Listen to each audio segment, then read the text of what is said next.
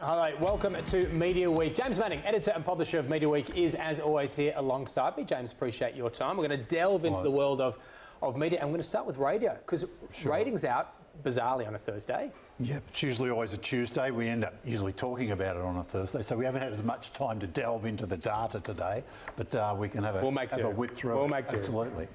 Let's kick it off. I think we've got some charts we can bring up that show some of the key wins, and 2GB out in front by quite some margin in Sydney. Yeah, look, it was a massive survey for them. Alan Jones has pushed his share up to about 19%. Ray Hadley's pushed above 20%. Goodness. Look, I'm always a bit reluctant to talk about specific things, but you've got to think the whole Turnbull leadership crisis certainly wouldn't have hurt the station.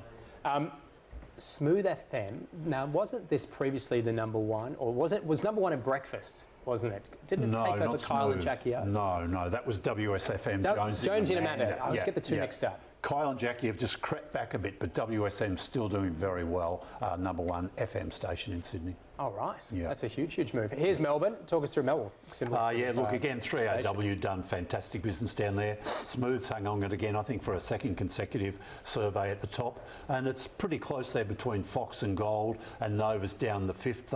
Triple M's the one that's sort of underperforming a little bit in the market down there, and SCA would like to see that get that back. And so is KISS in the Melbourne market. It's not doing that well. There's been a few lineup changes, haven't there, in both Melbourne and Brisbane. We'll bring Brisbane up next. I mean, they always take a bit of time to get a bit of traction, don't they? They do, yeah. It's but again, it depends. Some people can get immediate traction, others can take a little bit of time. But it's a little bit like TV ratings. If you don't get traction after a certain period of time, it's really hard to turn the ship around. Here is Brisbane. I know this is the first time that Triple M make a list. Yeah, look, Triple M's had a couple of good surveys up there. Nova's crept back to number one. Hit was number one last survey, both all people and in breakfast. So they're still number one in breakfast up in Brisbane. So they'd still be really happy with that. All right, let's whip through Adelaide and Perth then as well. Here's the numbers for Adelaide. Yeah, look, David Pendrith is the big star over there in Adelaide radio these days, and he just keeps getting really good.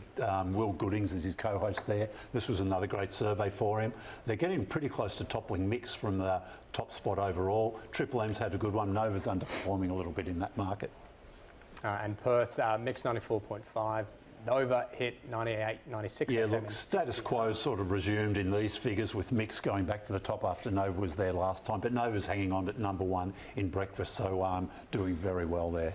We might jump off that graphic. Sure. So they're the radio ratings. We'll get to the television ratings a little bit later in the segment, but moving on, because the hurdles to becoming a big publisher continue to drop thanks largely to technology.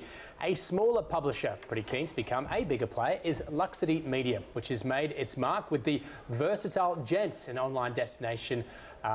It has now also launched Australia's first online community for fathers, all the young dads. Well, to talk about the business and their ambitions is creative director James Want. James, thanks very much for coming on board.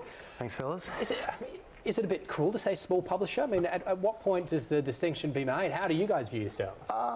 Look, I mean, on numbers, we're sort of roughly doing, 700,000, impressions a month at the moment, and we just had a look at Q3 numbers last week, and social numbers are, in sort of 25 million people, impressions on Facebook alone. So, look, I'm not sure. Sounds pretty big to me, right? Yeah, I'm not sure what is constituting small anymore.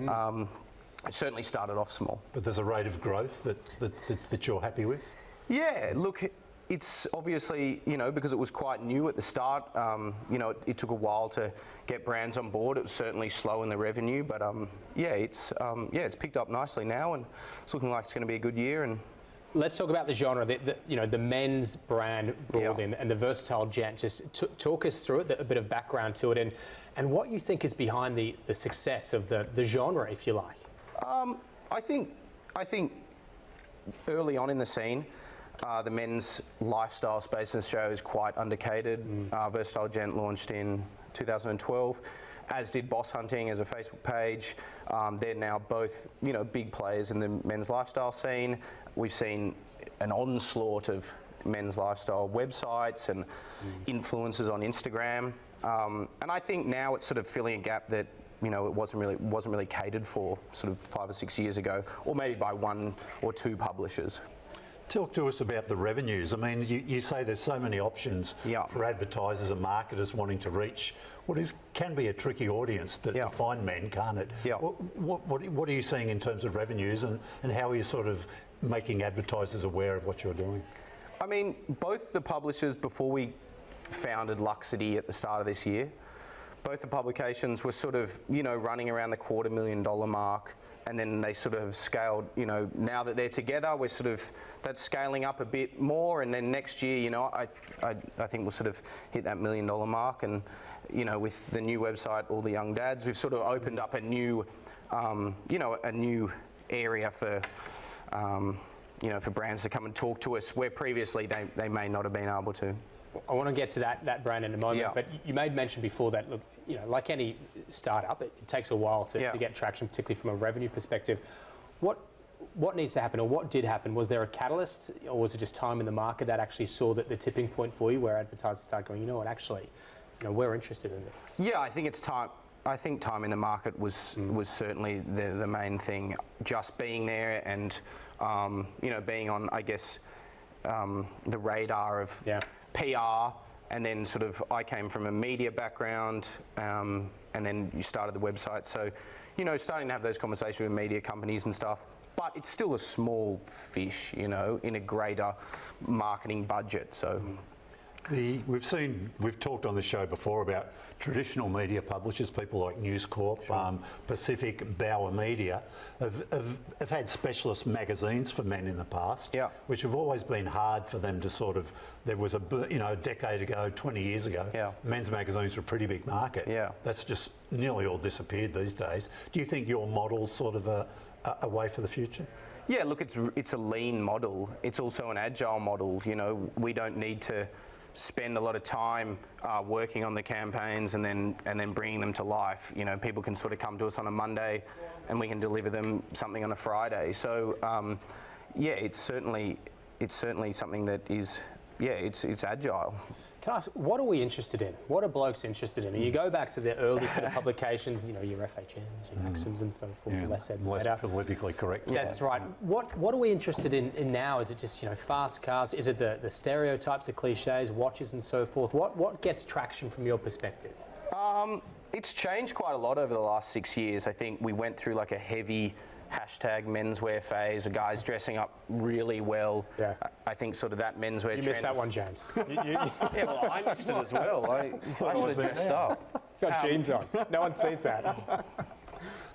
Yeah, you both do. It's okay for you to wear. No, it's, yeah, look, and I think cars is obviously something that has sustained, you know, a pretty broad interest from both the websites. But we're seeing like more sort of gender neutral stuff like design and architecture and things like that. You know, cultural pieces have picked up as well. It's hard. We sort of go diverse, right? Yeah. Well, we sort of go, this is going to do really well, and then we put it up and it doesn't do well, and then we go, this isn't going to do well, and it bangs. So you know, it's hard to sort of work it out. But yeah, look, watches has definitely taken a little bit of a turn as well lately. Now, so you've got this new brand, ATYD, All the Young Dads. An idea for a parenting site for men would have been seen as a bit of a joke. I don't know. I've got a decade ago. I've got a 4-year-old and a 2-year-old. Well, and I'd love a little bit of advice. I did my share too, but I mean, do you think there's a market there for this, and what's the initial response been? Well, you know, we sent out a press release earlier this week, and somebody came back going, "This is the gap in the market." So, so yeah, look, I think there's definitely a market there.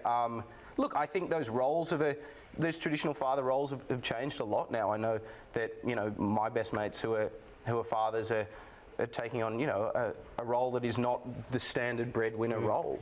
Workplaces are more flexible. It's you know, it's changing.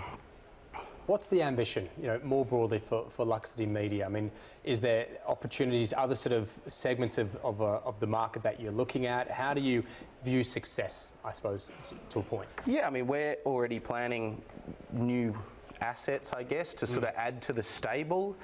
I guess the overall goal is to sort of be a men's life network. You know, we sort of called ourselves lifestyle sites. now, we're sort of talking about covering all of it life, so blokes in Australia can sort of be with it, across their whole life. And in terms of earning dollars, is there sponsored contents? Is there partnerships around content as well as traditional advertising, or? Yeah, I mean, that's sort of the bulk of what we do. So people will come to us with briefs and they'll go, can you create content, around this? And then we'll deliver it across, a broad range of channels. Perhaps there will be some display advertising in it, but the bulk of it is content. Yeah. All right, fantastic. James, we've got to leave it there. Beautiful. Thank you very much for that. Cheers. We did the radio ratings a little bit earlier. Time now to get you across the latest as far as television ratings are concerned. This is for week 39, kicking off with free to air. Disappointing not to see your money there. I'm sure that'll change, James. I think we could arrange it. AFL Grand Final taking out the top spot. Probably no big surprise there. Yeah, no, look, it's always one of the biggest games of the year. Certainly did really well. We see the AFL Brownlow medal also made the top 5. So that sports programming, when they sort of get it up when they're on free to air, it does very well. The news and the block still filling out the rest of that top 5. No NRL. That'll be next week because it was on a Sunday. It's the start of a new ratings week, so no spoilers. But yeah, watch out. Watch out. I'm going to take a punt and say I think I know what's going to come number 1. Interesting to see the block as well there at number 3. So that's the top 5 free to air for week 39. Let's move over for subscription television top 5. Yeah, look, because we've seen the live sport has disappeared a little bit off the regular football matches have stopped, so they've been flooding the subscription TV charts, of course. So we've got goggle boxes up there, love it or list it, a new season of that, and a place to call home. A couple of sports things though, the Dally M Awards, which did very well for Fox Sports, and look, the longest kick, which was on grand final day on Fox Footy down in Melbourne. They try and kick a football across the Yarra River. That's a TV show. Yeah, absolutely, it did really well. Fantastic. And I've got to say, it was compelling viewing. I got right into it. And they measure the kicks, so nobody can make it right across the river, but they get pretty close. And so the biggest kick, I think, wins $10,000. It's like in the NBA finals, you've always got the guy who wins the opportunity to get it in from the halfway line. Sure, You're always going for the guy who never gets it. Never gets it. Yeah. We're going to leave it there. James Manning, a pleasure as always. Thank you very much for that.